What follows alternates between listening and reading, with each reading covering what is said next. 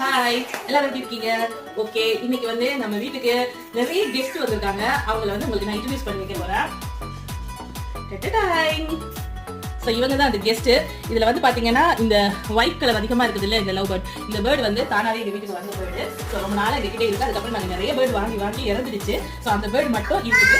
அது பாவம் தனியாவே இருக்குது, பேர் இல்லாம அப்படின்றதால இன்னைக்கு ஒரு பேர் வாங்க போனோம். அது கூட சேர்ந்து இன்னொரு பேர் வாங்கிட்டு வந்தோம். அடுத்தது வந்து இவங்க தான்.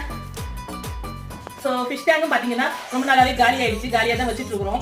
நிறைய ஃபிஷ் வாங்கி இறந்துடுச்சு. அந்த ஒரு ரீசனால வந்து இன்னைக்கு வந்து இவங்களையும் வாங்கிட்டு வந்துட்டோம். இவங்க தான் இன்னைக்கு எங்க வீட்டுக்கு வந்து கெஸ்ட்.